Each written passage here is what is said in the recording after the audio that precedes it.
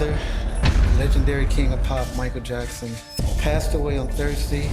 Michael Jackson died June 25th, 2009 from a drug overdose. The district attorney has charged Dr. Conrad Murray with involuntary manslaughter. Guilty. Dr. Conrad Murray was held solely responsible for Michael's death. The court imposes the high term of 4 years imprisonment in this case. Now, the lead detective in the case says Dr. Murray was just the last doctor of many left holding the bag. There's a lot of folks who are to blame that have never had a reckoning. Doctors like Arnold Klein, who regularly plied Michael with powerful opioids. Massive doses of Demerol were utilized for something that generally doesn't require anything other than maybe a topical anesthetic. Michael's ex-wife, Debbie Rowe, worked for Dr. Klein for years and says her ex-boss was a real-life Dr. Feelgood. There's a number of people that have died from their addictions, and in some way I was part of it. Give me a minute. Turns out Klein was just one of many doctors who put Michael on a fatal path. All of these different medical professionals that allowed Michael to get the medicines he wanted, all of them are the reason why he's dead today. I've taken a lot of blame that was not right, but regardless,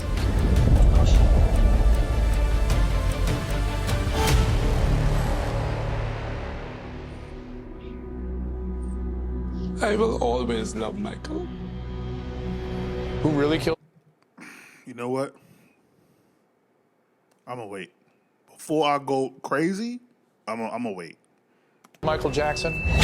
It's my profession.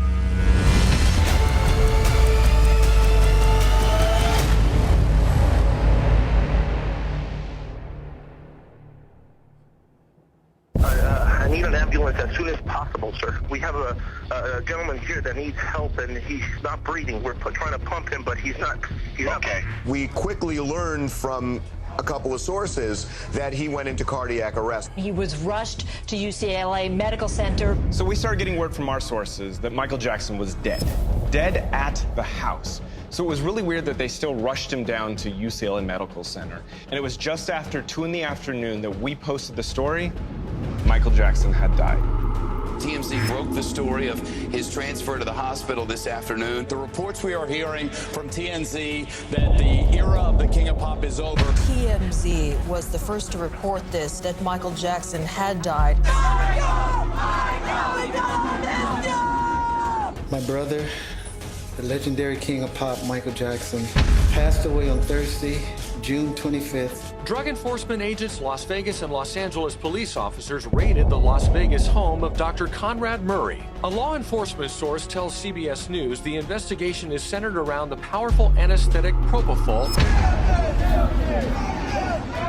The district attorney has charged Dr. Conrad Murray with involuntary manslaughter in the pop star's death. The coroner ruled Jackson's death a homicide. We, the jury in the above entitled action, find the defendant, Conrad Robert Murray, guilty of the crime of involuntary manslaughter. Dr. Conrad Murray may have been the final straw, but it was a straw that broke the camel's back. This was decades in the making. The reality is a bunch of doctors got Michael addicted, kept him addicted, connived with him to keep him strung out. And the fact is, his death, it was almost inevitable. It's a lot more complicated than just Dr. Murray was at his bedside when he died. Circumstances had been leading up to this death for years. And all of these different medical professionals that allowed Michael to dictate his own terms, get the medicines he wanted, when he wanted them, where he wanted them, all of them are the reason why he's dead today.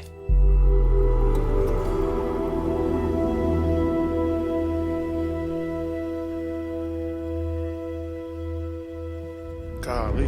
My name is Orlando Martinez. I am a detective with the Los Angeles Police Department, Robbery Homicide Division. I was one of the lead investigators in the Michael Jackson death investigation case. I'd been a police officer for 27 and a half years. At first, it was just the death investigation. It was We thought it was natural causes. When I went to the house, nothing was really setting off alarm bells. As soon as I got into the room where he was being treated or being cared for, that's when my spidey sensor, my experience told me something is different here. So from the start, we had heard that Michael was being fueled with drugs. Frankly, we knew this because he was going to a Beverly Hills dermatologist named Arnold Klein just about every day in the 2 months leading up to his death. And he would go in there for about 3 to 4 hours, and when he came out, it was absolutely bizarre. We had these videos of him interacting with fans and paparazzi, and he looked like a zombie. Do you like the dome, Michael? What do you think of the dome? Yeah, I love it. All right, come on, guys. I want one. I'm going to the airport. I'll see you soon. Okay. The day after Jackson's death, the coroner went to the house, and that was the first time we heard about propofol. My name is Ed Winter. I was the assistant chief for the Los Angeles County Department of Coroner. I was there just under 17 years. I oversaw the high-profile cases, and I was called out the day that Michael Jackson was found unresponsive, was transported to the hospital, and passed away. We were able to recover large, I describe it almost as Gatorade-size bottles of propofol in the residence. I'm Dr. Drew Pinsky. I'm a board-certified internist and addiction medicine specialist. I'm a fellow at the American College of Physicians. I was the program medical director for a chemical dependency unit at Las Encinas Hospital. Let me be clear. Propofol is not a sleep medication. It's an anesthetic. You are completely shut down while you're on that medication. You are not going through normal sleep cycles, restorative sleep. You are on a profound anesthetic. The fact that that was stored and administered in a private residence, not specifically in a hospital or surgical center, can't imagine how that happened. The fact that, I will say this, the fact that MJ lived as long as he did is amazing, because there's no way he should have been able to even function taking that daily the way he did. Like, it, man, that's insane. There's a place called Applied Pharmacy Services, which was in Las Vegas. Over the course of April, May, and June, they shipped over 4 gallons worth of propofol to Dr. Murray's girlfriend's house for him to use to help keep Michael Jackson asleep every single night. I mean, it's amazing that Mr. Jackson hadn't passed away sooner. Dr. Murray told cops propofol was nothing new in Michael's life. One of the things that Dr. Murray told us was that Michael had an affinity for the propofol, which he called milk, because it's a white liquid, and that Michael had been using it to help him get rest and get sleep for years, since he had discovered it in Europe. Dr. Murray said that he had a couple of doctors in Europe that would travel with him and provide him this drug to help him sleep. Dr. Murray took over from a doctor who had taken over from other doctors, basically allowing Mr. Jackson to dictate his own treatment, to use the drug that he preferred to help him get his rest. Don't doctors take an oath? Like, don't y'all take a, not bureaucratic, what you call it, but don't y'all take an oath, like, to, like, do what's best for the patient or something like that?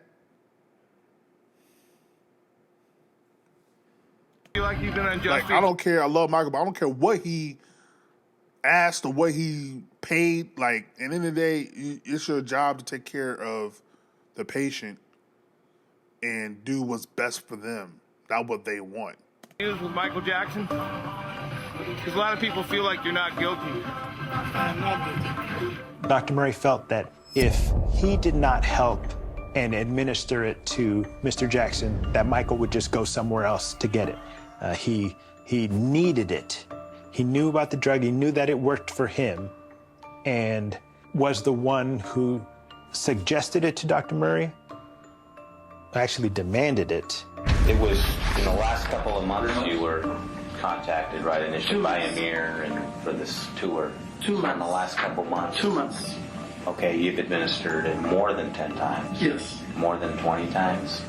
30 days a month, roughly, every day. But the daily. But daily, with the exception of 3 days leading up to his death, I tried to wean him off that medication. The criminalist who advised me that the toxicology was showing an extremely large amount of propofol in Michael's system, and that, in his words, he said there was enough propofol in him to put down a rhinoceros. Michael Jackson died of acute propofol intoxication and, I believe, cardiac arrest. I am Conrad Murray, a subspecialist in cardiology. I was Michael's personal physician at the latter part of his life.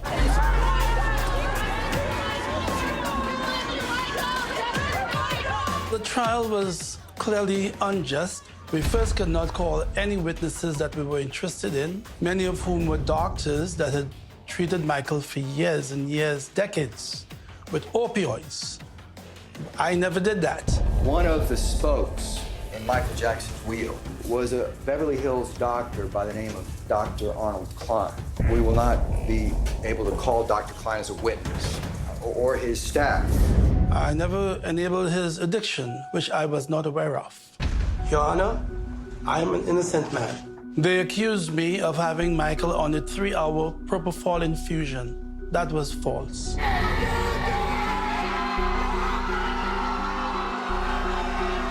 We had no doubts. That's why we're here. Michael was watching over us. He was watching over us. Yes, very happy. The judge denied Murray bail and sent him straight to jail. The judge is really throwing the book at him. The court imposes the high term of 4 years imprisonment in this case.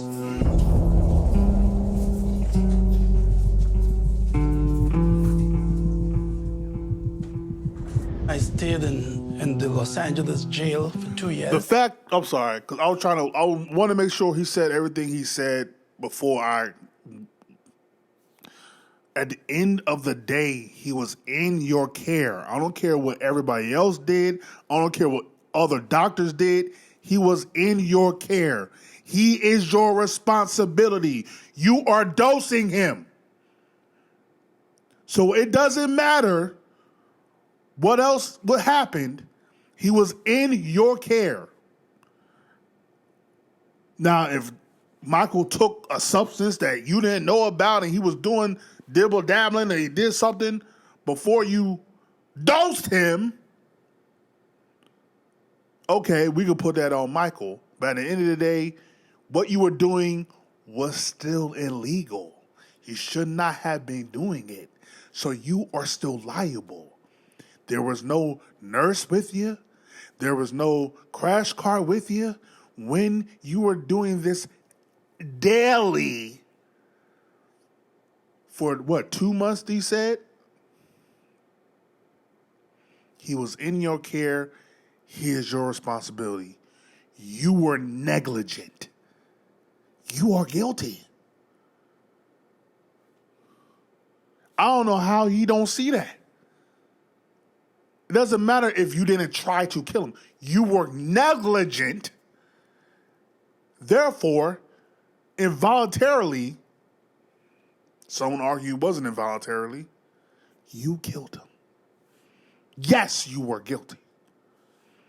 The fuck you talking about? I lived in a 7 by 5 feet cell. I don't give a shit. It was a shattering experience. I bet it was. I was mostly decimated with grief and pain. I lost just about most of what I had set up for my retirement, for my children's future. As you for should. my home, my livelihood. As you should. Yeah. That's what happens when you're negligent. Oh, I'm so glad. I was about to say, I hope they go. Okay, TMZ's on point today. TMZ was on point today. Okay. We on point today. Okay. Michael's downward spiral all started when he filmed a Pepsi commercial in 1984. We doing it. Okay. get into nitty-gritty today. He was on stage as the director called for pyrotechnics to go off all around him. They did take after take after take. Finally, on take 6, they pushed a little too hard, and Michael ended up in harm's way. The pyrotechnics went off, and the flames were licking right at Michael's hair. It caught on fire.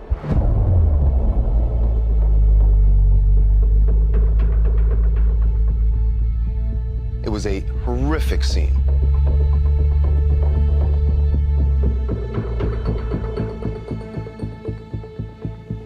Boy, I still say Michael was lucky he didn't get worse. Singer Michael Jackson is back home tonight after suffering burns to his head last night during the filming of a Pepsi TV commercial.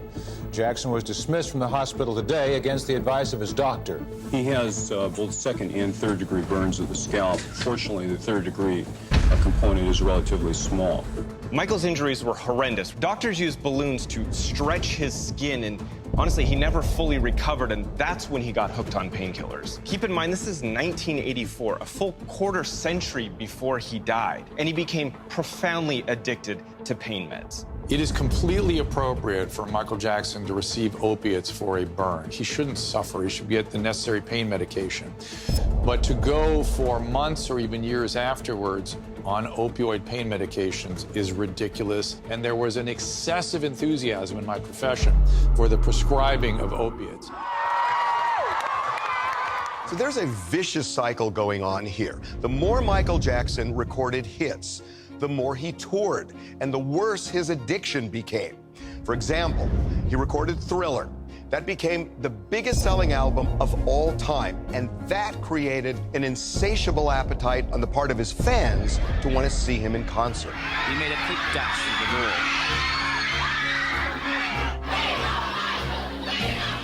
This was the scene last night as people arrived plenty early for the long-awaited, sold-out Michael Jackson concert. I love Michael Jackson. It's fantastic. I love him so much.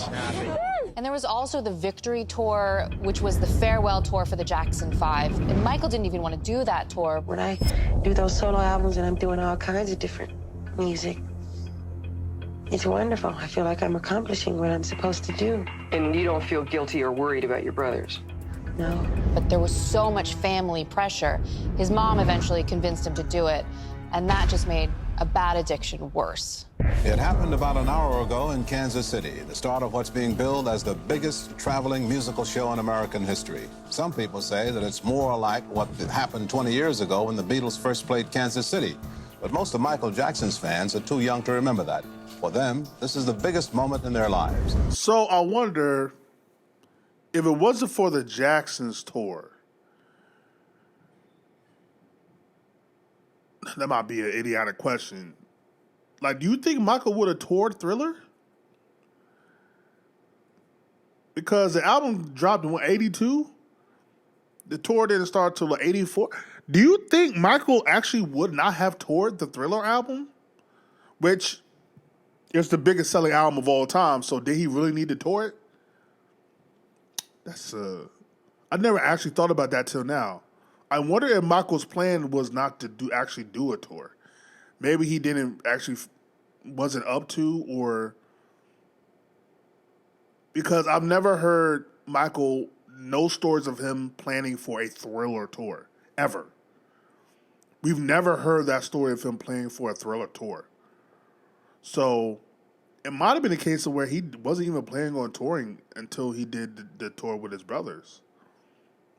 That's interesting. I'm not putting anything on the brothers or the mom or that. I'm just saying, I wonder if he was not feeling up to doing a tour. And this is before the Pepsi commercial.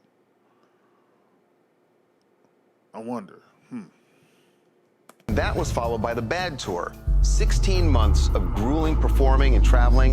And by the time the Dangerous Tour hit, Michael was a mess. When I look at somebody like Michael, I've seen him, the lights have gone out on stage, and he's fallen to the floor in the darkness. Somebody comes out, gives him oxygen, the lights come up, and he's right back ready to hit it. He was said to be taking oxygen backstage after every second prompt. He started canceling tour dates for various illnesses before he just pulled the plug on the entire tour. Jackson canceled a Friday show in Caracas, Venezuela, and shows scheduled for Sunday and Tuesday in Puerto Rico, and all future dates on the Dangerous Tour. So here's what was going on behind the scenes. Michael graduated from pain meds to anesthesia. He used it to sleep, and he became shockingly reliant on it. A lot of people... I also wonder, because Bad was supposed to be his last tour, what was the catalyst for him doing the Dangerous tour? Because he clearly did not like to tour, and he clearly thought the Bad tour was going to be his last tour. 16 months is a long time. I wonder what made him tour again. I don't know if I ever actually found out or got that answer. What made him tour again and do the Dangerous tour, and especially do the History tour? Because I feel like had he just stopped touring, and it would have eventually, hopefully, weaned him off of those meds to begin with. But he kept touring. So I wonder what the motivation behind that was. We're saying privately, Michael's addictions and the cancellation of the Dangerous tour were directly connected.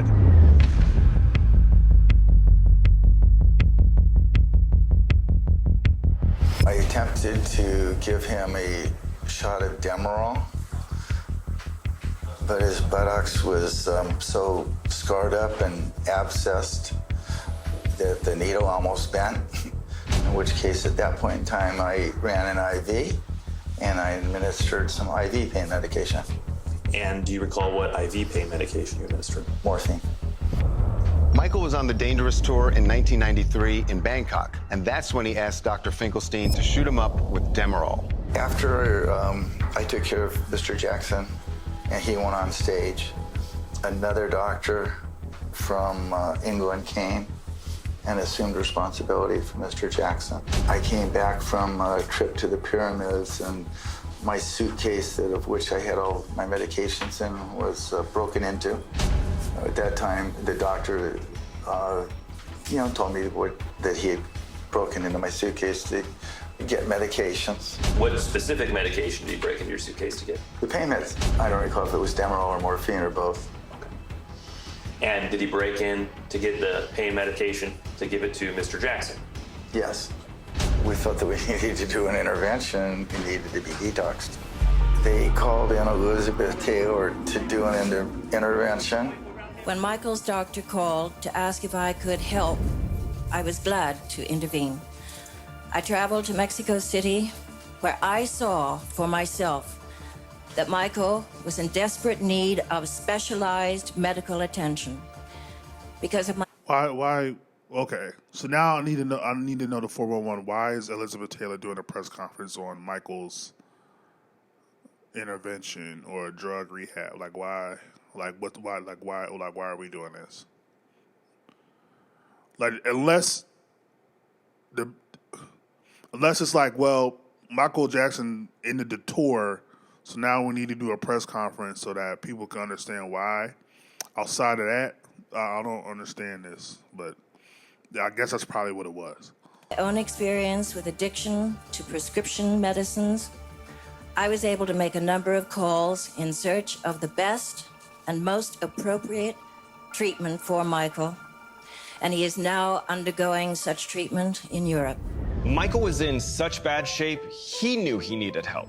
Superstar recording artist Michael Jackson says he is canceling the rest of his world concert tour because he's addicted to painkillers. Superstar Michael Jackson is now in a drug... Wow, that's brave as hell. I don't remember. I thought I could have swore I thought the tour was canceled because of the accusations, but okay. Wow, that's brave as hell for him to do that. I did not know. I did not know that. I almost forgot. Wow. Okay. Somewhere. That's brave as hell. As you may already know, after my tour ended, I remain out of the country undergoing treatment for a dependency on pain medication. Oh, yes. This medication was initially prescribed to see the excruciating pain that I was suffering after recent reconstructive surgery on my scalp. I became increasingly more dependent on the painkillers to get me through the days of my tour. My friends and doctors advised me to seek professional guidance immediately in order to eliminate what has become an addiction. It is time for me to acknowledge my need for treatment in order to regain my health. It was really only after this we could see the pattern. The overwork, the cancellations. In hindsight, it was so clear. All these pills were from doctors. He got heavy-duty, very, very strong painkillers, and he took them, unfortunately. He was barely able to function adequately on an intellectual level. You okay, Mr. Jackson? You want to take a break? My mouth hurts. Mr. Jackson, at the break, did you find it necessary to take a pain medication? Do I find it necessary? Did you, at the break, did you have to take a pain medication for your pain?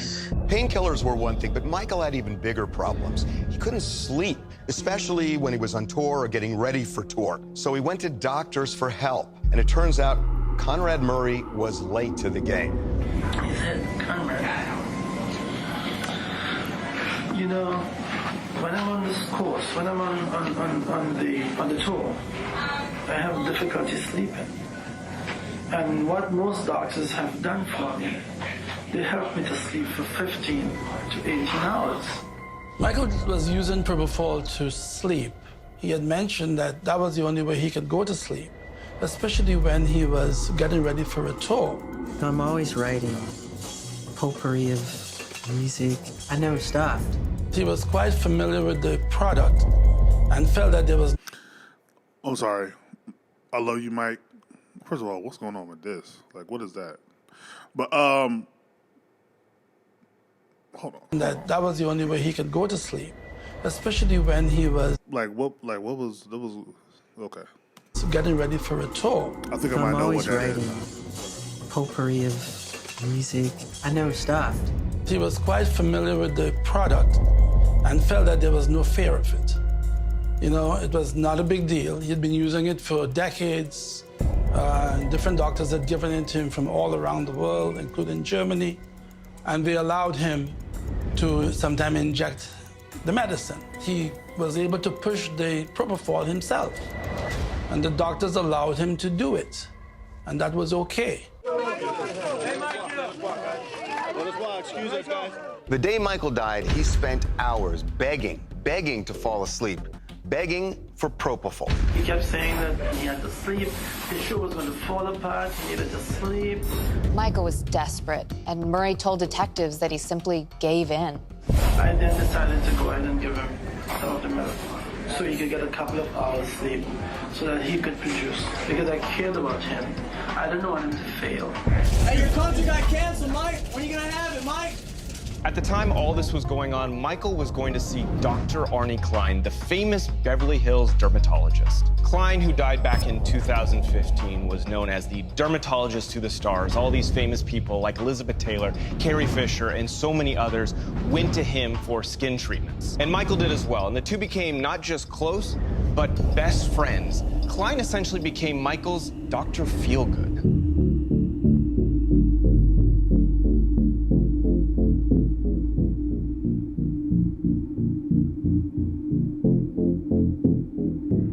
I administer Demerol because you have to understand that the procedure I do are painful injections. And I would give him, I would say I would take an hour and a half to inject him. And I would do somewhere around, well over 100 facial injections on him. I'm Dr. Harry Glassman. I'm a plastic surgeon. I've been in private practice of plastic surgery in Beverly Hills for the past 45 years. Massive doses of Demerol were utilized for something that generally doesn't require anything other than maybe a topical anesthetic. Let me be as clear as I can be. Demerol is not a sedative. It can make you drowsy. It is not a sedative. It is an opiate medication. But the goal of medication like Demerol is pain control. How's it going, Michael? Are you going on tour? In London, huh? What about the Jackson 5? You want to tour Jackson 5? Yes. Oh, you are? Michael's routine was to go to Dr. Klein's office and get high on Demerol for hours. I know this is not about what this is. Can I just say, even though I'm using TMZ or reacted to TMZ, I despise paparazzi. Like, I absolutely think they're atrocious. I just want to point that out. You know what? We're gonna stay focused. I just want to point out how much I can't stand paparazzi. Okay. hours at a time. Dr. Klein was more than happy to oblige, and he justified it with minor procedures, acne treatments, Botox, Restylane, and he did this over and over and over again. Oh, wonderful jacket, Michael. That's so cool. I don't know anybody that goes in for a 3 to 4 hour acne treatment.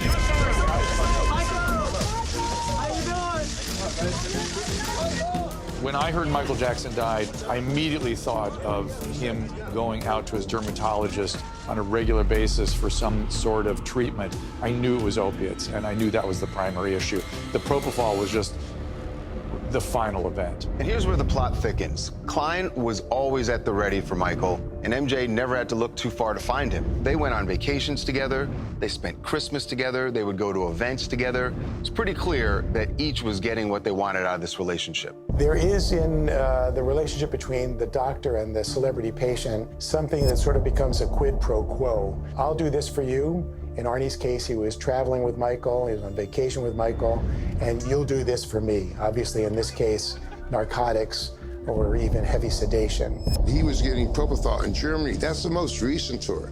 And that was being arranged, I'm not going to mention the doctor, by another doctor in Los Angeles.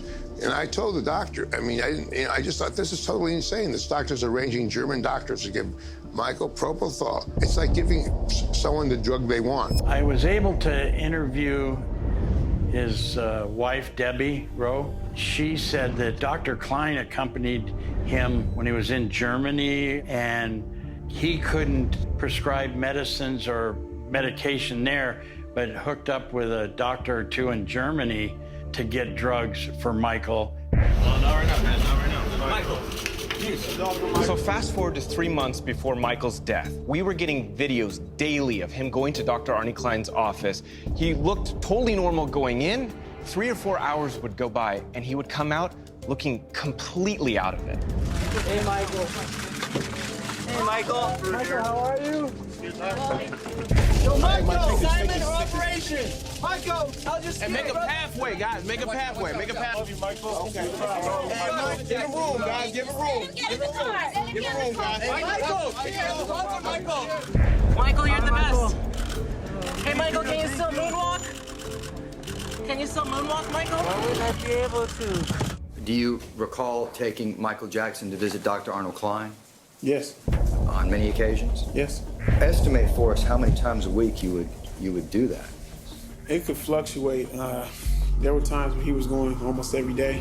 Michael became a regular, and he was going to Klein's office almost every day and getting Demerol injections. At least 51 injections within the 3 months before he died. And these weren't small doses, 300 milligrams a pop.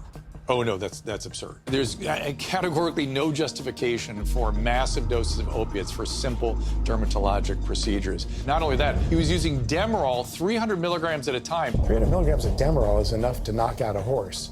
I had no idea of Michael's history of his health and doctors who were treating him. He never, ever mentioned anything of drug addiction to me. What I used drugs for was not to give him drugs. I mean, I used drugs to relieve the pain when I did a procedure. So we have to make a big difference. If you're having a surgical procedure, and these are really minor surgical procedures, and with my length of time it takes me to do it, it's not minor, you have to use some amount of drug. For Michael to have been going almost daily for injections of his acne or injections of Restylane or Botox, it kind of doesn't add up for me. How are you? Come on, guys. How are you, Michael? Hey, you look great. You don't go and have Restylane on Monday, more Restylane on Tuesday, more Can I again say how much I despise? Like, in what world do you flash a camera in someone's eyes and think that's cool? Like, if I just did this to you, would I not annoy you? Now make it a light. Now make it 20, 30, 40, 50 lights. This is something he went through his whole entire life, by the way. I know this is not what this is about, but I despise the paparazzi. Despise them.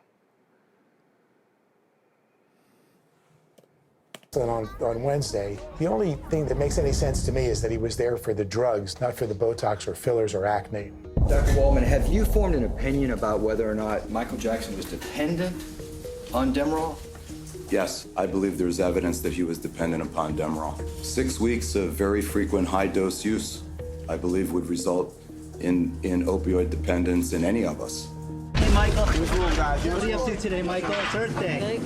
Dr. Klein would have him go up to this gynecologist's office, and Dr. Klein would go give him his shot or do whatever he was going to do, and then go back down to his office so Michael wasn't hanging out at his office for 2 or 3 hours.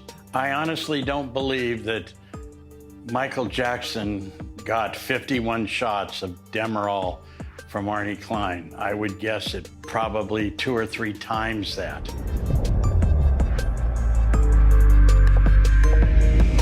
I'm Kerry Anderson, and prior to working with Michael Jackson as the director of security, I worked LAPD for several years. I worked narcotics. I was considered a court-qualified narcotics expert. I dealt with Arnold Klein a couple of times. Michael had me go down and pick him up once and bring him to Neverland. I walked Dr. Klein probably 20 feet from the courtyard area inside Michael's main residence. I walked him upstairs to Michael's room. Michael had requested get Dr. Klein something to drink.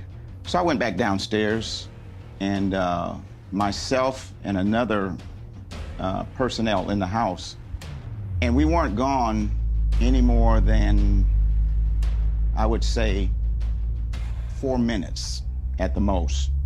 And by the time I got back up, Michael was so out of it. So whatever he gave him,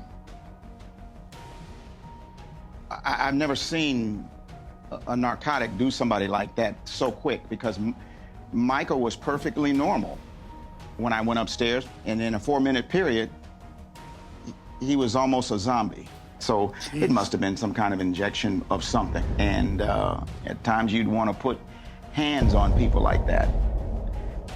I don't have a lot of good things to say about people like that.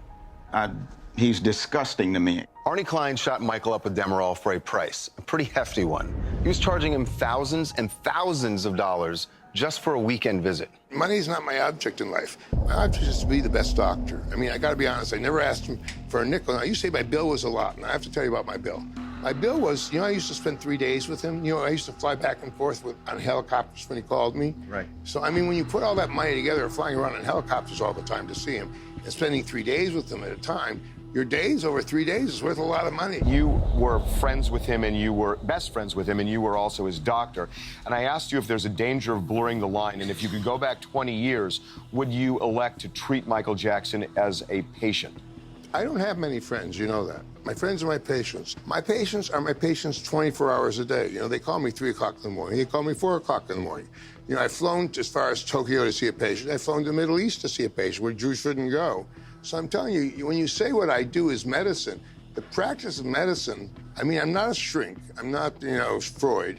But I think that you do blur the lines because you're available 24 hours a day, 7 days a week. It's exploitative to some extent for a doctor also to be their friend. You're there to be their doctor, and that's that. Be that, and that's it. If you want to be their friend, go be their friend. That's fine. But you can't also be their doctor. The fact is, if you slip from a physician to friend, that's on you. That's a problem. You've crossed a boundary at that point. So you want to take one? ABC, Mark?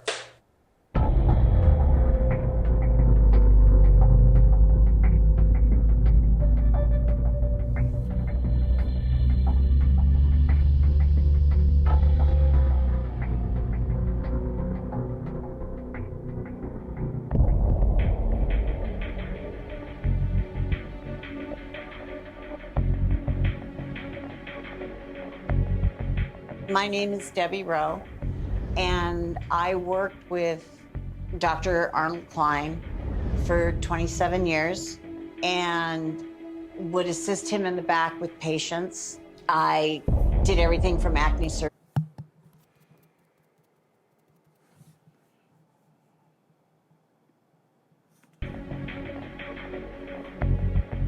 My name is Debbie Rowe, and I worked with Dr. Arnold Klein for 27 years and would assist him in the back with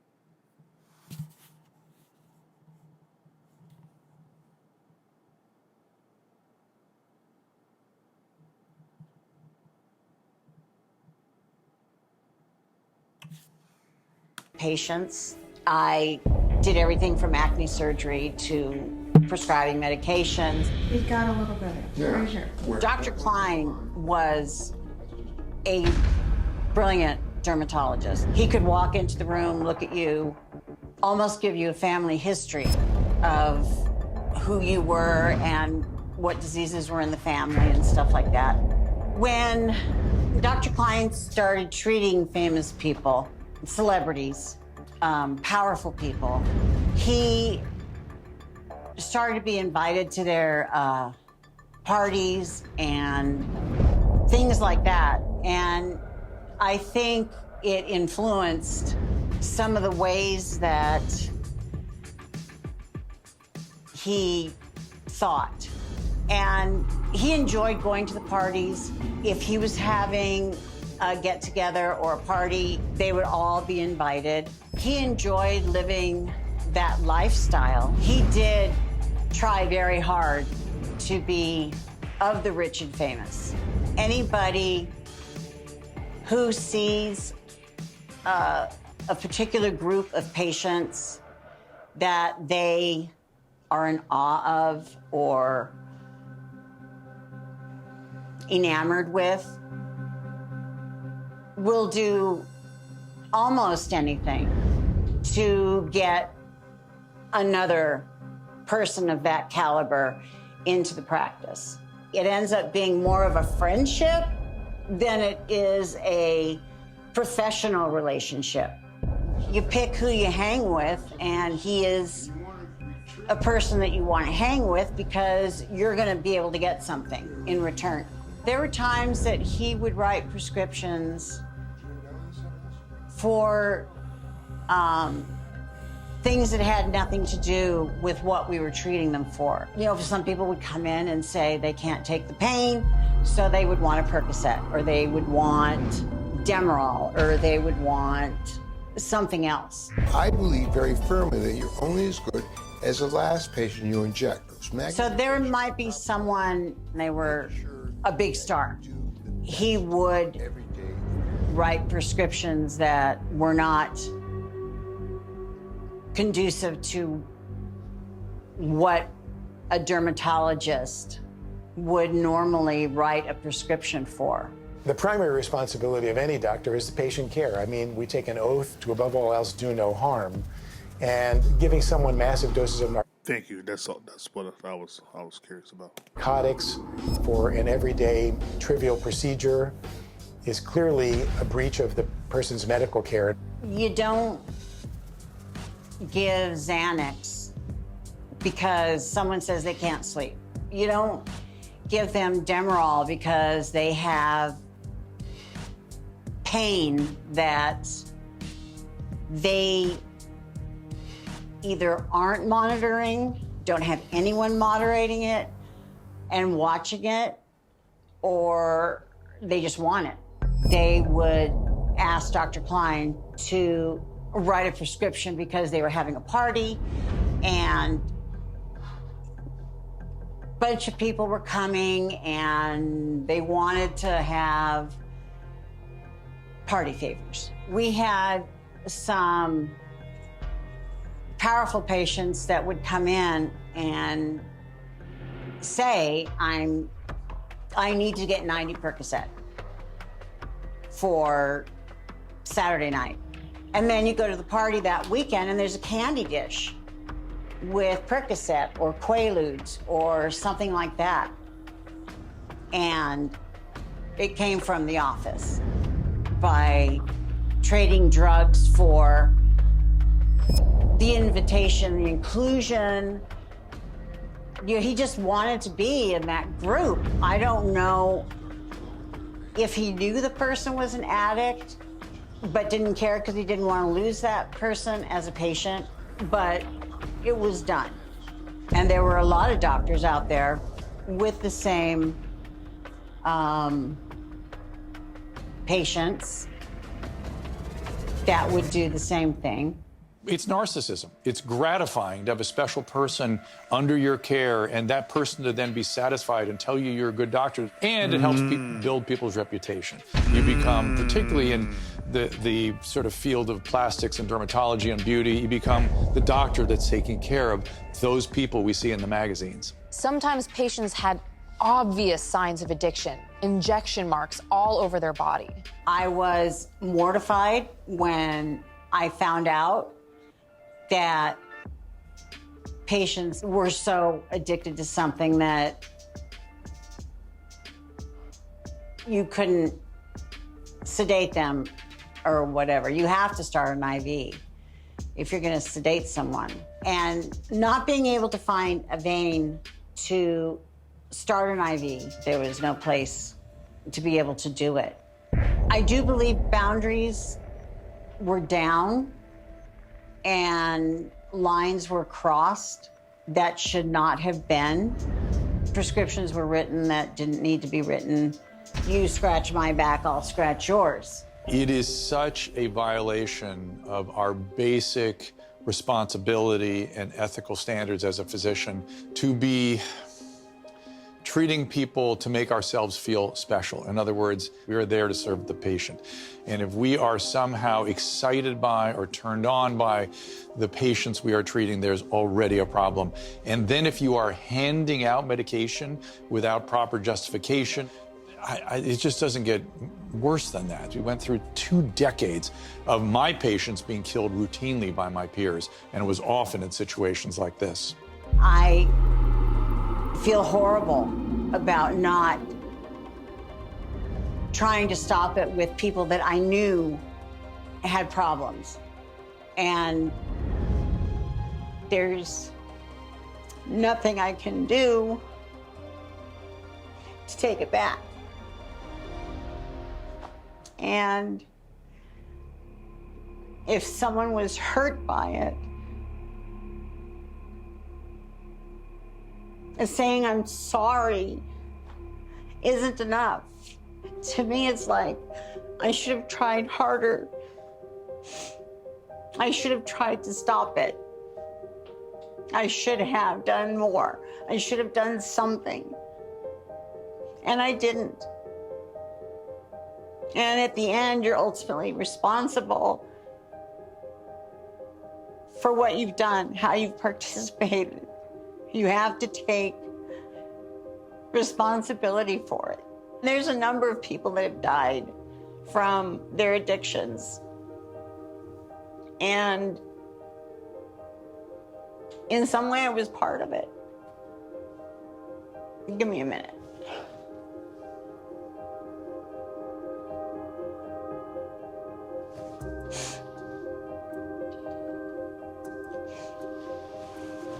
You know, it's hard when you feel like you're part of the problem and you don't stop.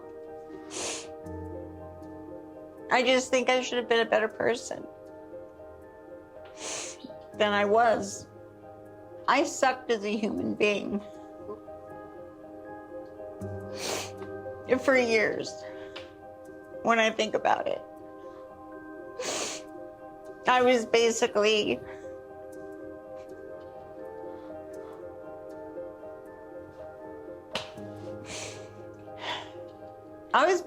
as bad as him.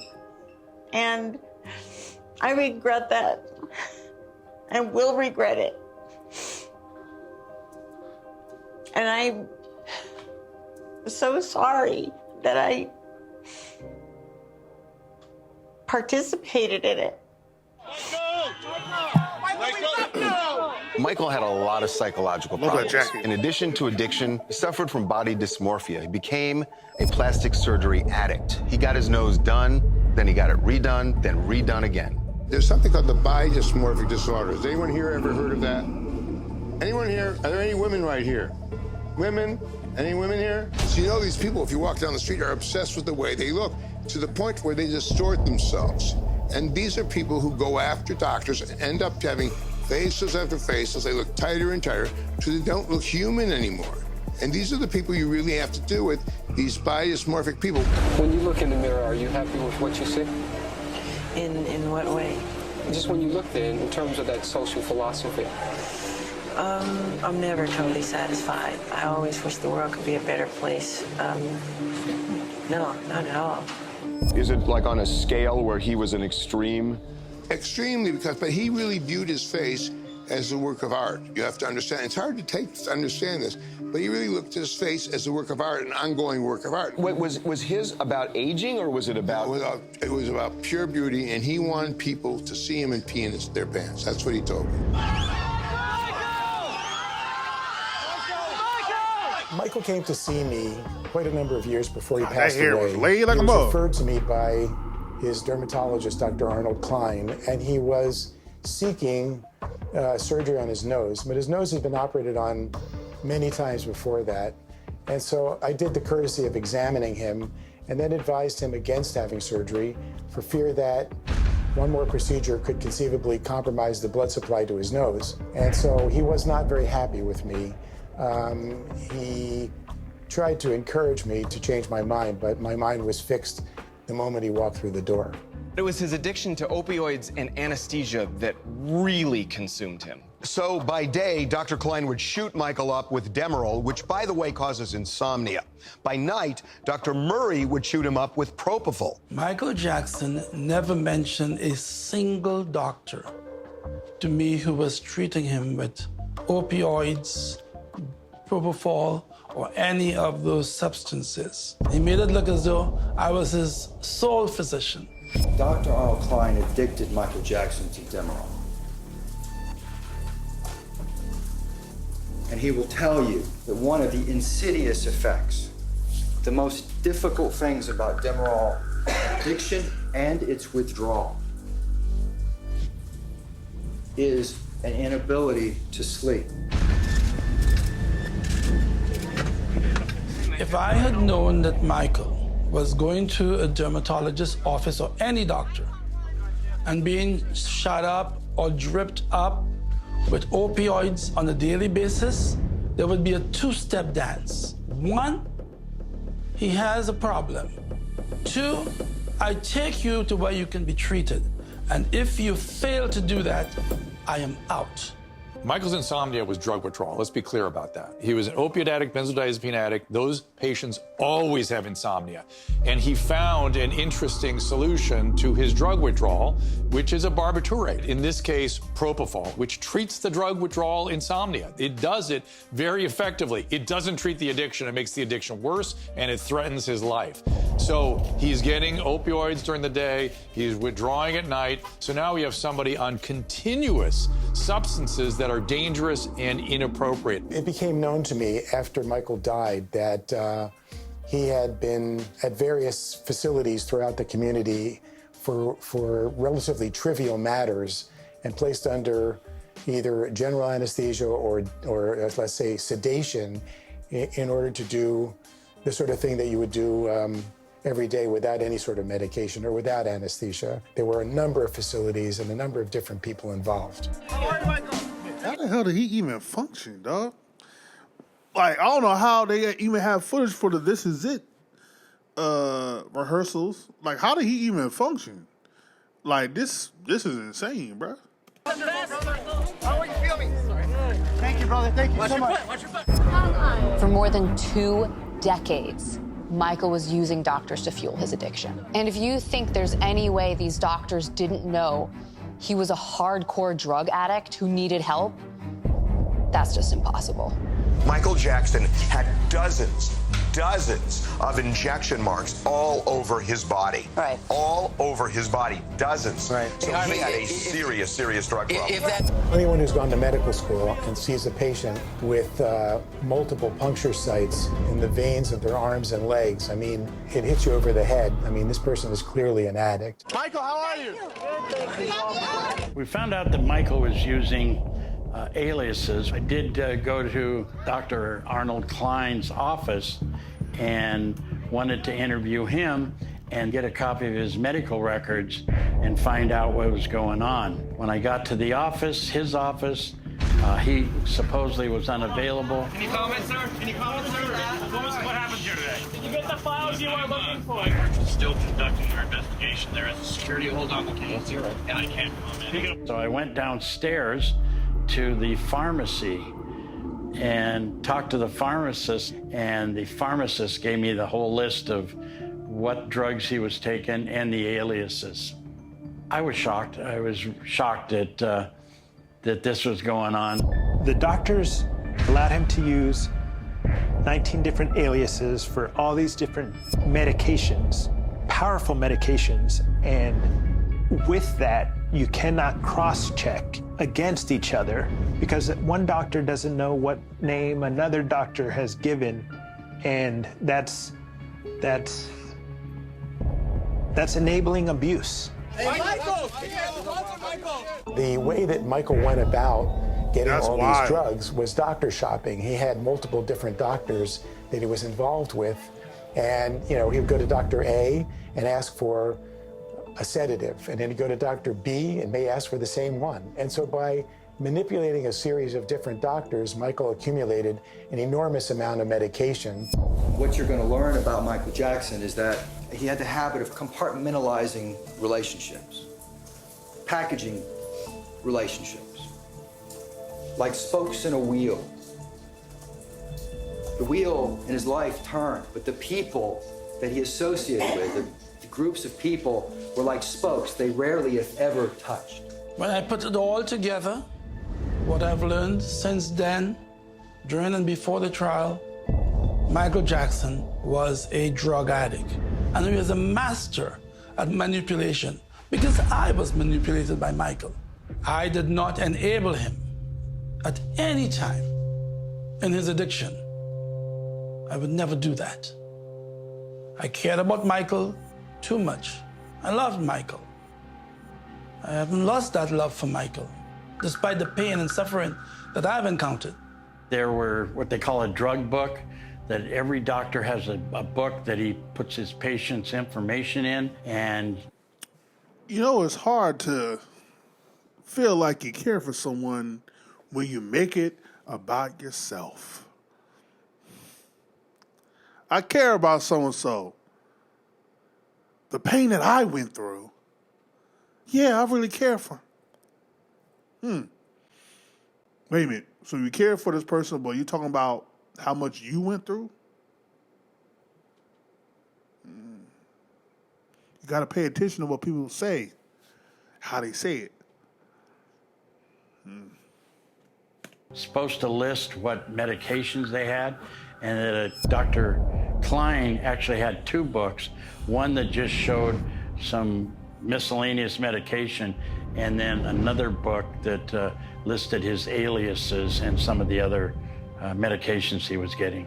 Through the investigation and in the trial, one of the things we found out, there was a pharmacy in Beverly Hills called Mickey Fine that he owed in excess of $100,000.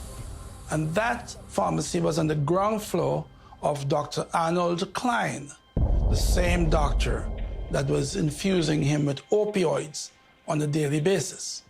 After Michael's death, the extent of his drug use became evident. He had basically a pharmacy of prescription drugs, dangerous drugs, written by various doctors using Jackson's 19 aliases. And the list of prescriptions found at his home after he died, it was eye-popping. Such a variety of powerful meds, it baffled even the most seasoned of doctors. I don't even know what half of those drugs are. I mean, I looked at that list and I was amazed at how many drugs were found at the scene. The sheer number of prescriptions found at Michael's bedside when he died is just mind-boggling. 22 different meds prescribed by at least 4 different doctors from 4 different pharmacies. And a lot of these prescriptions didn't even have the patient's name or the doctor's name on the label. The labels were just blank. It's insane. Propofol, lidocaine, diazepam, nordiazepam, lorazepam, and midazolam. Opiates like Demerol, benzodiazepines like Ativan and Xanax, and the barbiturates like propofol, they eventually come together to suppress respirations. And people don't breathe, and then their heart stops. We're still looking for medical records involving Michael Jackson.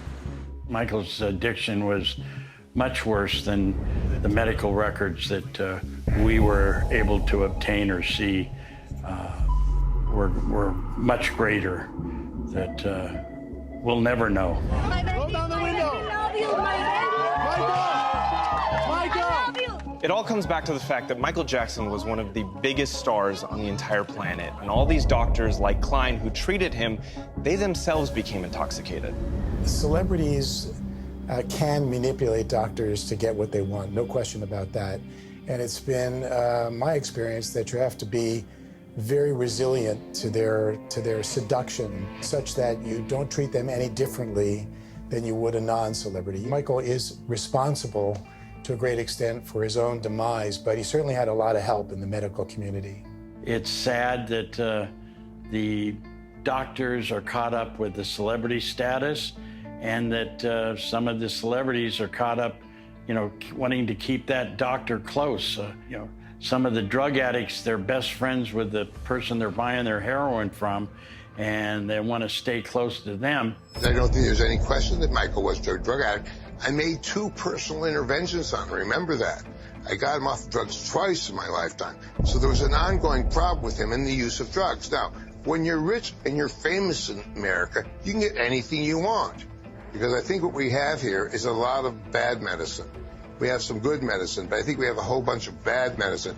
A lot of people who didn't care whether Michael lived or died as long as they made money off of him. And I think that was the biggest thing that this whole story is about, that we've seen the loss of integrity in many fields. There's a lot of folks who are to blame that have never had a reckoning for his death. Ever since I was born, Daddy has been the best father you could ever imagine.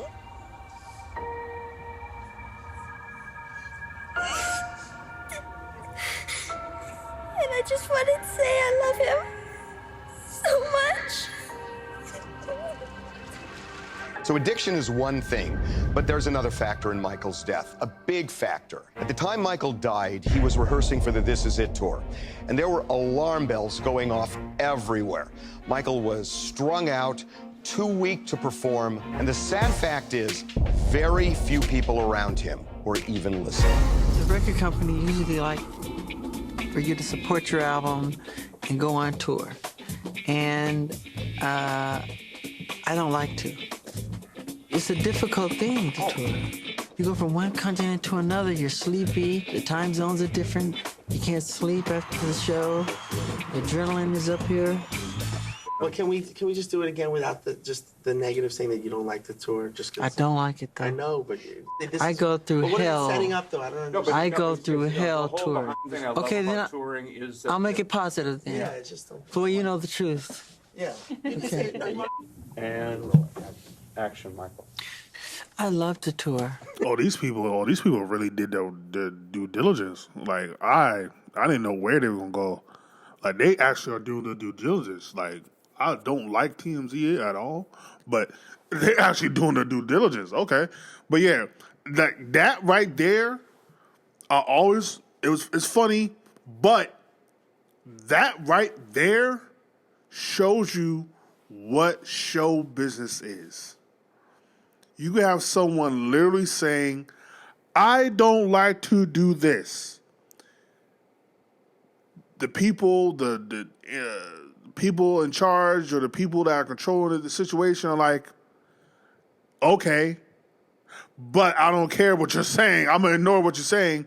Don't say that. Say this. Do this. We don't care about how you actually feel, what you're going through. Be our puppet. Be our clown. Be our entertainer. That's insane to me. Like the fact they got that on camera, and I'm glad whoever cut the private music videos for Michael kept that in there, because that shows you the negligence that surrounds celebrities. That's insane to me. He's literally like, I go through hell touring. And a person, whoever that was, is like, okay, well, I don't give a fuck. Like, so, like, Like, you gotta make it look like like everything is peachy keen. We gotta keep the facade up. Because we can rack in that money. So we can exploit you. That's what it's about. That's insane. You guys messed up. Watch yourself. Hey, Michael, how's it going, man? You gonna be concert? How the concerts? Michael wasn't well, but he needed the This Is It tour for a couple of reasons. He was deep in a financial hole and in danger of losing Neverland Ranch, his home. Also, after the molestation trial, he felt the need to gain the approval of his fans. He was sick, addicted, and desperate. I think all my success is fame, and I've wanted it. I wanted it because I wanted to be loved. That's all. That's the real truth. I wanted people to truly love me, because I never really felt love. I wanted to become such a wonderful performer that I would get love back. So Michael's family sued AEG, the production company behind the This Is It tour, claiming that it was responsible for Michael's death by hiring Conrad Murray and by pushing Michael too hard in the wake of all of his problems, including his addictions.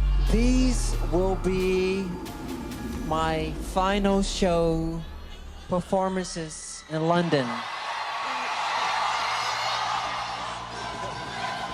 This is it, and see you in July. Do you actually think that was okay? I'm not here to go down a conspiracy hole, but I just thought about this somewhere in the comments. Do you actually think that was Michael here? Like, do you think that was Michael? I'm just asking. Nothing about this smells like, feels like, looks like, sounds like Michael at all.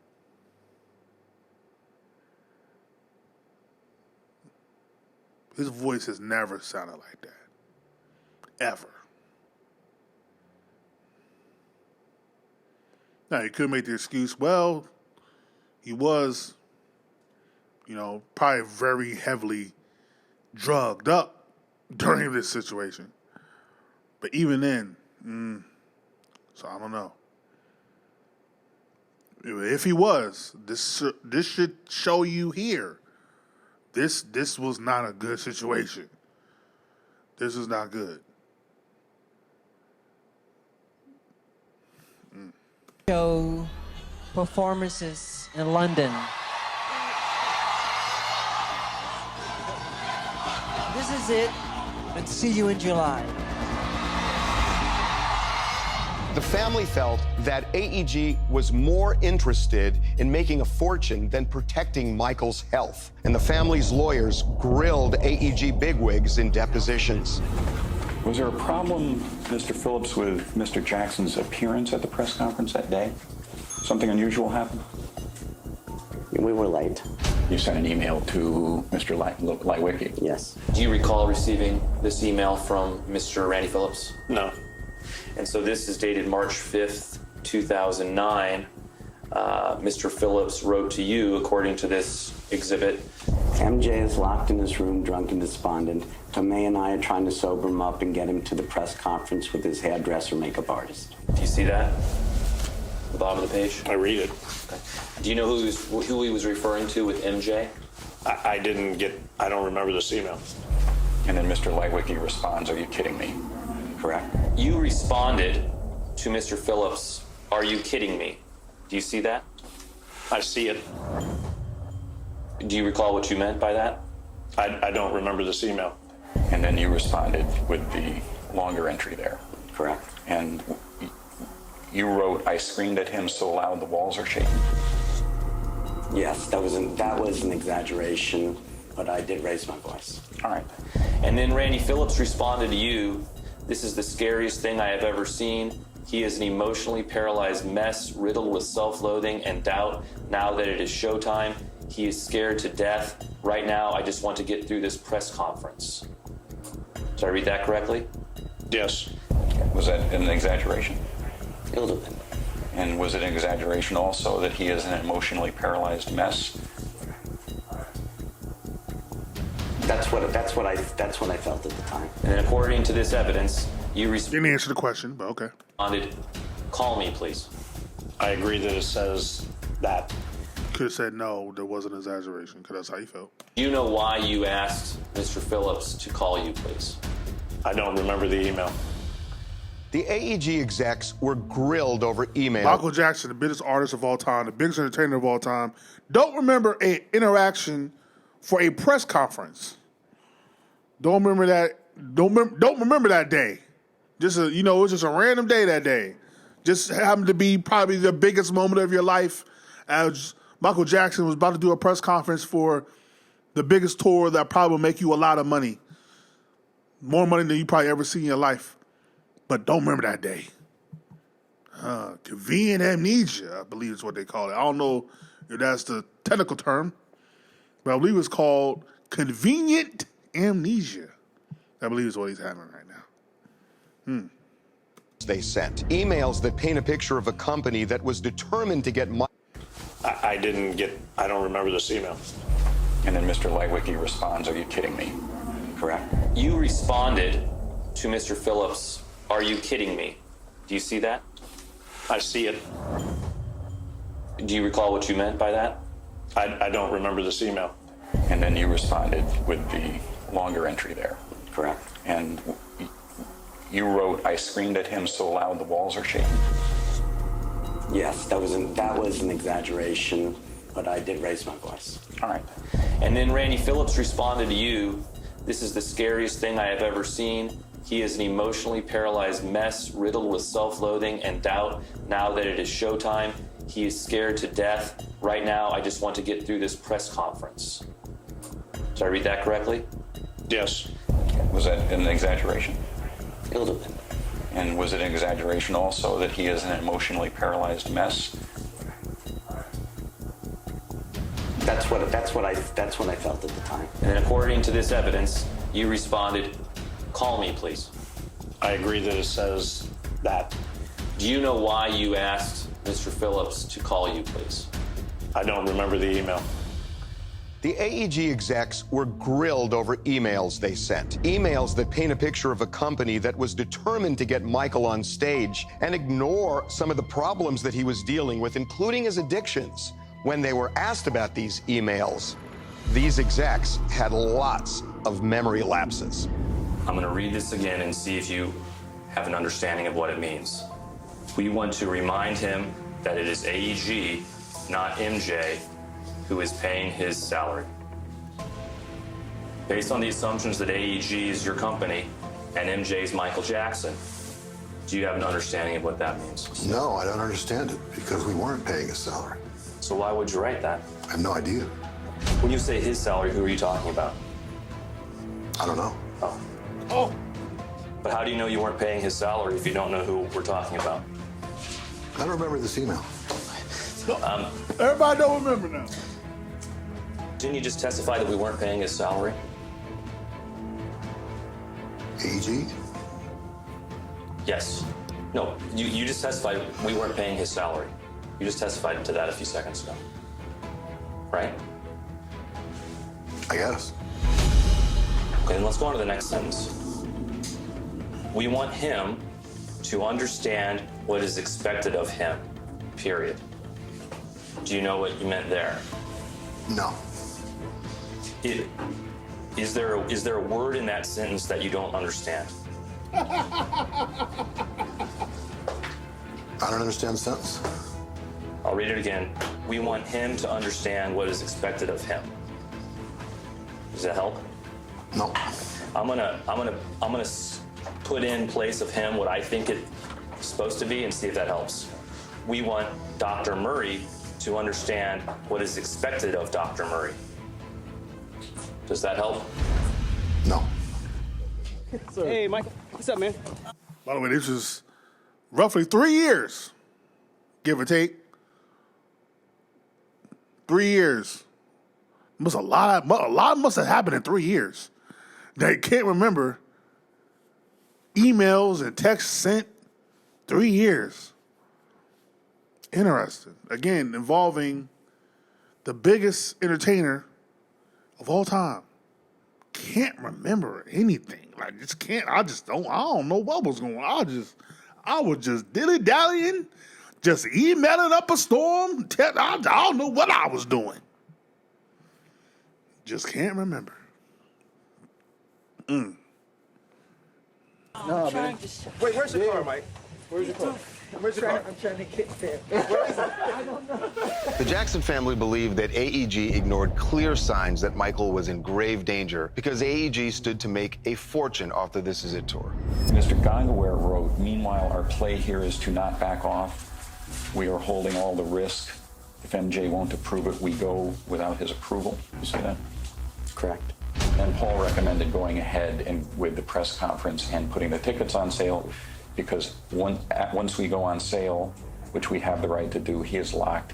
He has no choice. He has to do it, right? That's what he wrote. Okay. Did you agree with that? No. Randy Phillips wrote, "We need to pull the plug now, period. I will explain, period." Do you have an understanding of what Randy Phillips meant by that? I have no idea. Did you have an understanding that for some reason on March 25th, 2009, Mr. Phillips thought that you needed to pull the plug on the tour?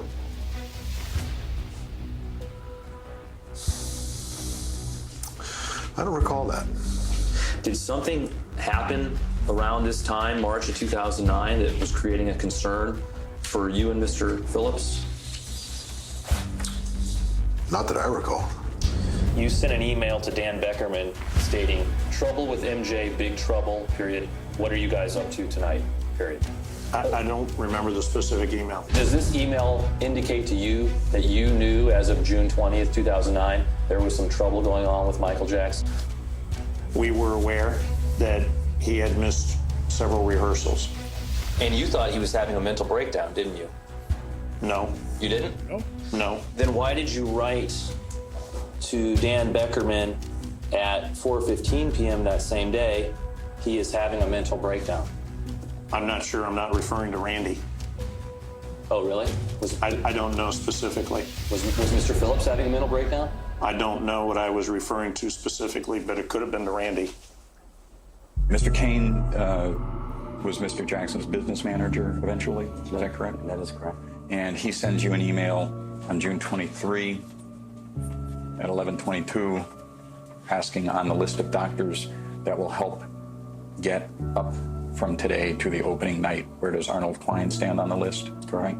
Probably up was us. Should have been us. Mm-hmm. Yes. Okay. Correct. And what was your response? He scares us to death because he's shooting him up with something.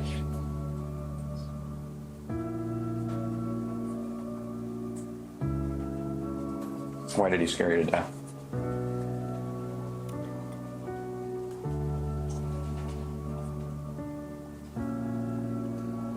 So he's gonna have the I don't balls. remember why he used that terminology.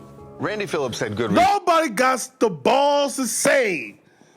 Nobody has the balls to say what they were saying. So let's paraphrase, shall we? They were determined to get Michael on that stage no matter what. They wanted him to do that tour no matter what.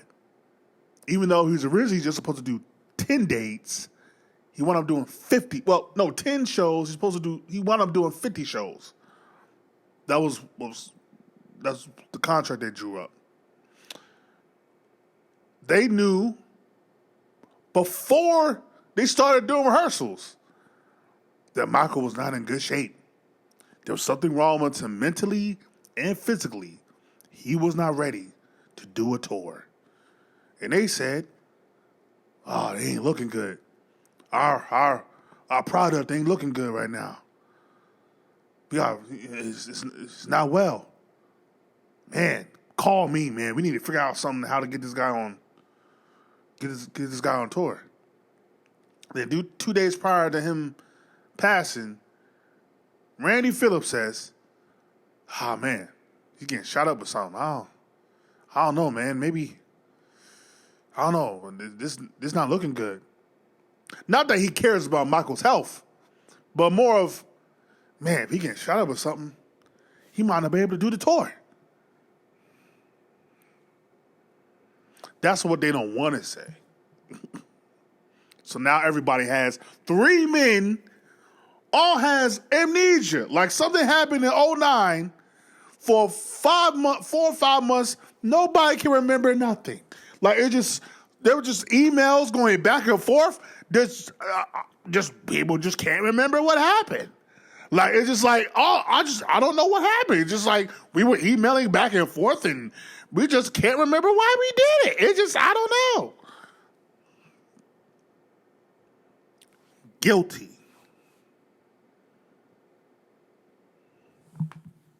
To be scared because Michael was incoherent at times, clearly because of drugs. There's audio of him after that London press conference, and it is bone-chilling.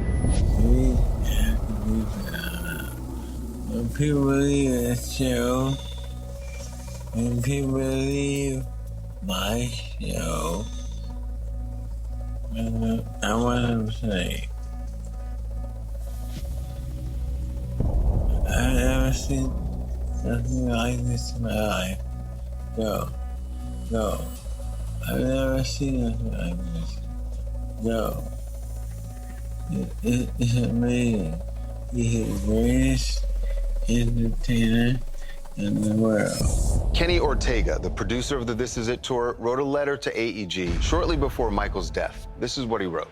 There are strong signs of paranoia, anxiety, and obsessive-like behavior. I think the very best thing we can do is get a top psychiatrist in to evaluate him ASAP. There's no one taking responsibility, caring for him on a daily basis. Today, I was feeding him, wrapping him in blankets, and calling his doctor. Can you describe what you personally observed on that day, June 19th, 2009? That my friend wasn't right, that he wasn't well. There was something going on that was deeply troubling me. And he appeared lost. What do you mean by that?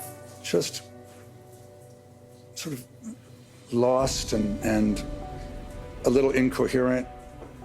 And although we were conversing, and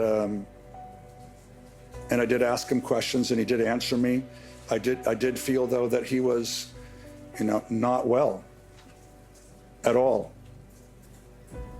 Did you think he was well enough to rehearse? No. So as they say, the show must go on. So he rehearsed right up until the day he died.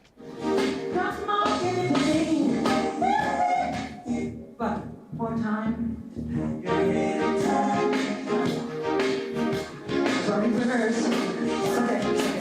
Can you read me out loud what you wrote to Michael Roth on August 18th, 2009 at 7:24?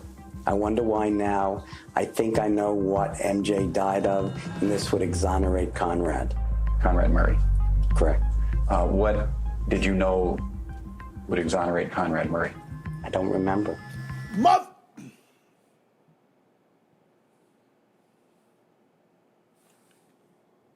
No recollection at all? No.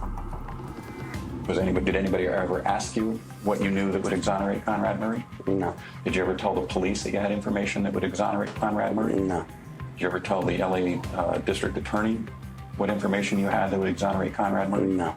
Did you ever tell his attorney what information, Murray's attorney, what information you had that would exonerate Conrad Murray? No. Did you ever stop to notice all the children dead from war?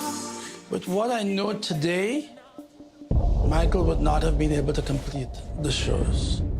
MJ will also have a fan there, right there in the center. I'm trying to hear you say it again. There'll be a fan right there at the, off the stage for you. Boom, right there. Michael was too weak, too emaciated, lack of energy. What have we done to the world?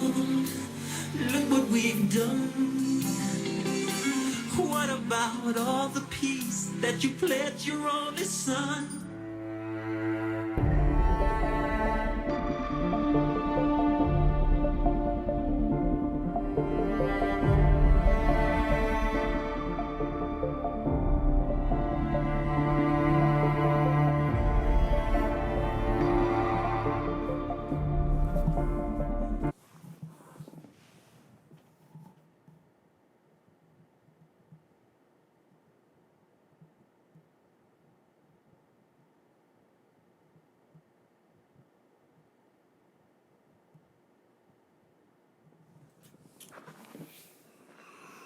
I'm gonna hold it together.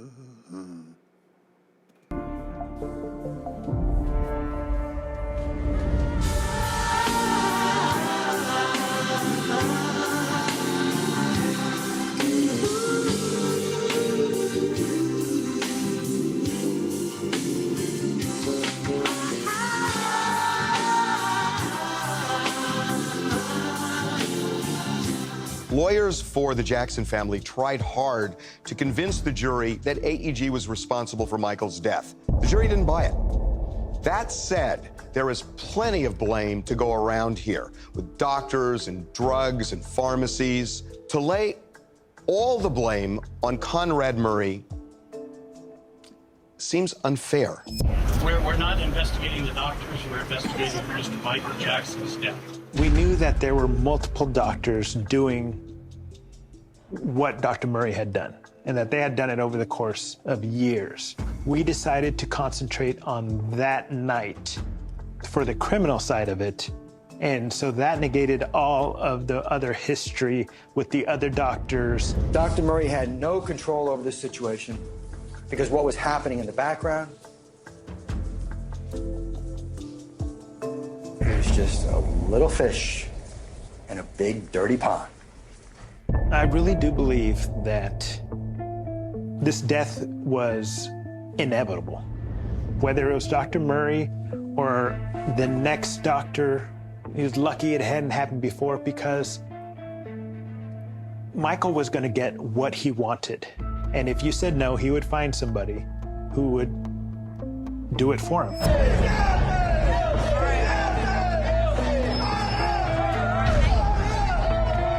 I do agree that Murray was the one who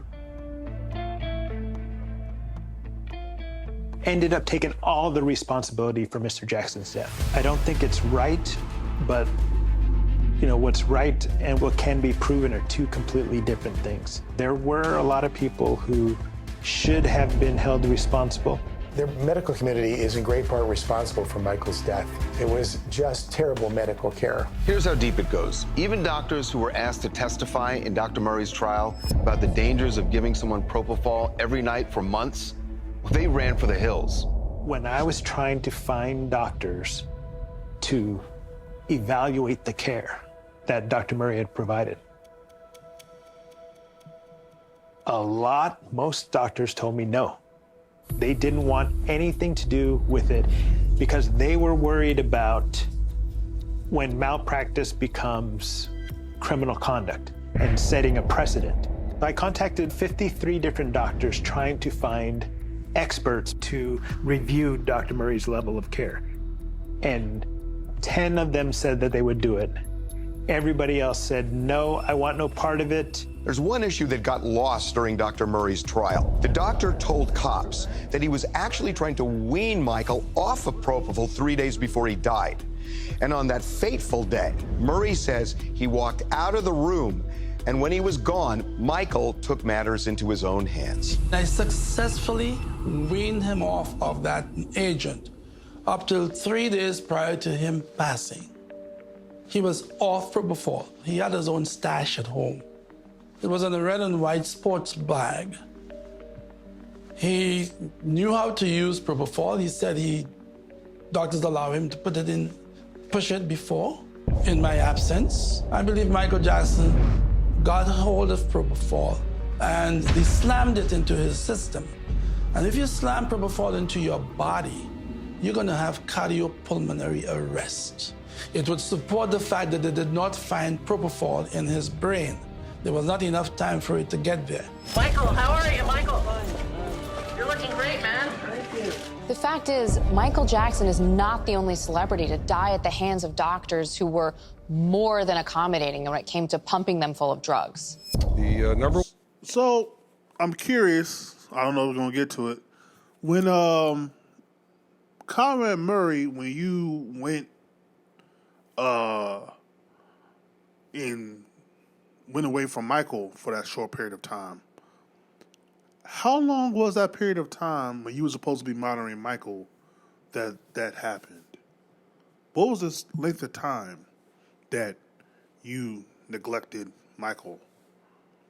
Do they talk about that? Because, again, from what I've read and learned, and it was a good amount of time, like 45 minutes, something like that. But you was on the phone. Am I getting that right?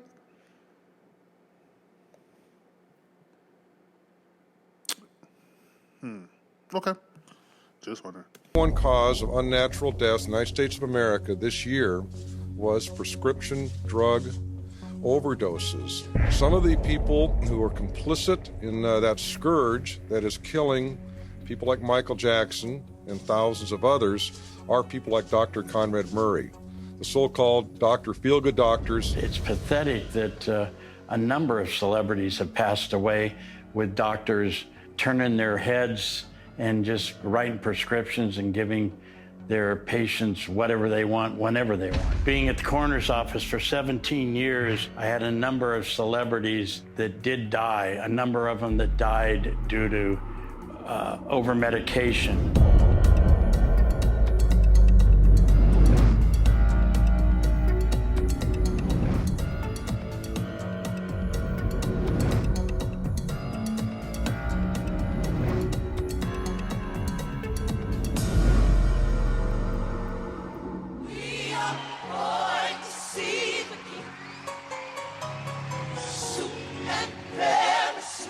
Michael's death was not the result of one fatal incident. It was more like a case of death by 1,000 cuts. Who really killed Michael Jackson? In my opinion, Michael Jackson is ultimately responsible.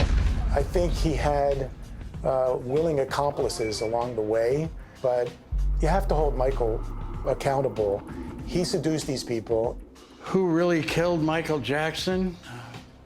I would say that Dr. Murray was a facilitator, and Dr. Klein and a number of the other doctors that were in a hurry to give Michael what he wanted.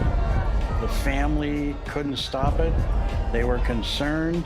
AEG, according to the family, put a lot of pressure on Michael, and no matter what anybody says, there gets a point where you could take a whole group of people and say that was the basic cause. Who really killed Michael Jackson? It's a lot more complicated than just Dr. Murray was at his bedside when he died. Circumstances had been leading up to this death for years, and all of these different medical professionals that allowed Michael to dictate his own terms, get the medicines he wanted, when he wanted them, how he wanted them, where he wanted them. All of them are the reason why he's dead today. Who really killed Michael Jackson? In my opinion, it's my profession. It was not just one physician, it was multiple physicians. And I'm here to tell you that in those decades, my peers killed my patients, often celebrities, all the time. And it breaks my heart to say it, but it's the truth. Who really killed Michael Jackson? It's sad to say that Michael Jackson died. But Michael Jackson killed Michael Jackson. And all of those other doctors that enabled him with opioids over the years are complicit to his death. I will always miss Michael. I've had a tough time. I've been punished. I've been harmed. I've been hurt. I've taken a lot of blame that was not right. But regardless of what I've gone through,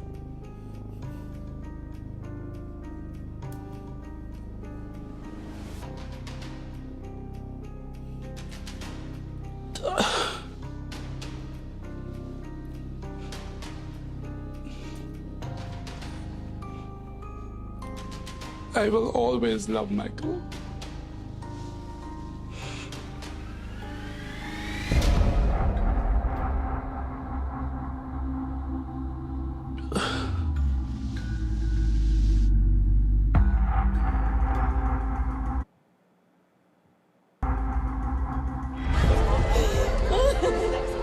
Michael Jackson's death was a tragedy.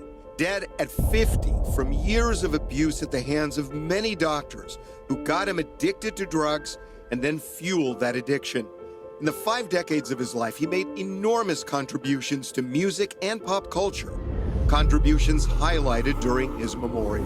Michael, when you left us, a part of me went with you, and a part of you will live forever within all of us. I would treasure the good times, the fun we had, singing, dancing, laughing. From the first beat of Billie Jean and the toss of that hat, I was mesmerized. But when he did his iconic moonwalk, it was magic. He let me know that as an African American, you could travel the world. There was a world outside of America. He allowed Kobe and I to have our jerseys in people's homes across the world because he was already there. R.I.P. Kobe. And he opened all those doors for us. To the outside world, Michael was a genius with unchallenged ability. To the people who were lucky enough to know him personally, he was caring and funny, honest, pure, non-jaded, and he was a lover of life. Few are chosen from amongst us to use their gifts and talents in an effort to bring the world together in true sister and brotherhood. Michael was such a one. If he was burned, he built a burn unit. If a hospital needed beds, he built those beds. Michael never stopped giving. I'm glad I live in an era when I got a chance to see the greatest entertainer of all time. I'm glad that I live in this era. He was the consummate student. He studied the greats and became greater. He raised the bar and then broke the bar. I think he is simply the greatest entertainer that ever lived.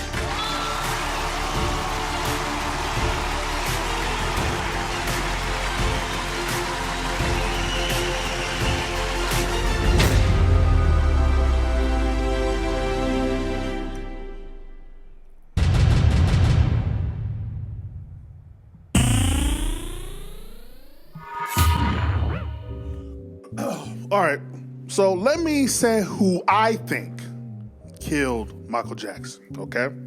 That trial in 05, I think truly was the nail in the coffin. Not to be, was the nail in the coffin for Michael. That trial, I think, is what did him in. He never recovered from that trial in 05 when that family false accused him. And that's where the real snowball effect happens. For him have to pay lots of money for that trial, to him losing all faith in American media, to him not be able to do Neverland again.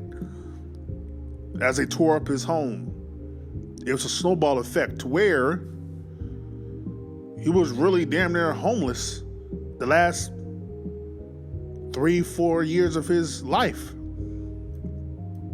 Then he's so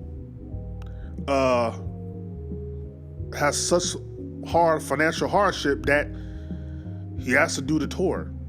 If it was the last thing Michael was going to do was a tour, outside of him still loving to perform in terms of receiving the love from the fans, because that's the only place he can actually feel loved. Outside of that, and outside of the excitement of doing something spectacular, if the This Is It tour actually happened, it would have been the greatest tour of all time, and nobody would be able to touch it, no matter what you did. Out of that, out of just being a creator and an entertainer, he needed to do that tour because he had some hardships. Then AEG gets involved. He was only supposed to do 10 dates, winds up doing 50. So now, him psychologically is like, oh my God, how am I able to do this? I can't sleep. I'm doing this, I'm doing that. But ultimately, I'm gonna need y'all to sit down for this one. I'm gonna need you to sit down for this one. I don't blame Michael for his own death, but he did enable it. At the end of the day, he has to take some accountability for what happened. He has to. Because as multiple people said, he was going to get drugs. He was going to get everything he wanted, no matter what, because he's Michael Jackson. So he has to take some accountability. I'm sorry, he has to. I know you don't want to hear that. It pains me to say it. He has to take some accountability. But a majority, a very big majority of the blame has to be to all the doctors that enabled it, that didn't follow their oath, that they would take care of the patient first, not their ego first, not their bank account first, not try to be a celebrity first, not take care of the patient first. All those doctors that worked together, that ultimately made Michael an addict. It did not wean him off the way they should have, or just be like, no, we're not giving you that. We can't do it, Michael. It will be too harmful. We can only give you this much. If it's this bad, please go to the hospital and we'll go from there. But multiple physicians did not do that. Lines of pill bottles in different names. Klein and all them, Conrad, all of them were negligent. Conrad talking about making himself a victim. Are you serious right now? Made himself a victim? You still were negligent. You still did what you were not supposed to do. Again, you had no nurse that was with you during that time. You had no crash cart in case something went wrong. You were negligent. I care so much for Michael. I just wanted him to have a great show. Stop it. You wanted that money to rake in. That's what you wanted. So you was going to do whatever. So hopefully he can do rehearsals. So hopefully he can do the show. Because AEG also was a big part of the issue as well. AEG, Randy Phillips, all them people that got just convenient amnesia at AEG, Conrad Murray, and all those physicians throughout the years, but especially over the last year, and Klein, were ultimately responsible for Michael's death. It was a collaborative effort. It's sad. But yeah, that's my thoughts. That's how I break it down. Again, I know people going, might feel away, but yeah, I love Michael. Come on, man. Like, nobody can question how much I truly love Michael. I'm not like Conrad Murray.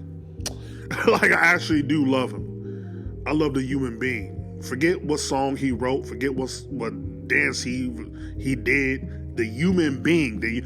I do want to say this, though.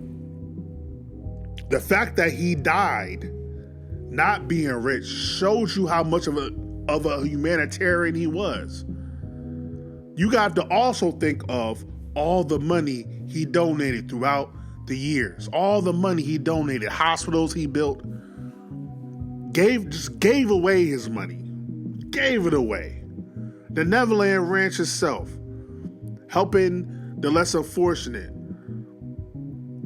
patients and inner city kids. Just the fact that he didn't die rich also lets you know how much of a humanitarian he truly was. But yeah, it's a shame. I don't know what Michael Cooler really did, because he clearly was in a lot of pain and he had a lot of mental issues going on, from self-acceptance to people exploiting him everywhere he went. I don't know what could have helped Michael outside of God. I don't know what could have helped him. I honestly don't know, outside of people just doing the right thing, people being good people, not suing him for scandalous stuff, not trying to take him for all his money, not giving him pain pills or whatever medicine just because he's Michael Jackson. But yeah, it's just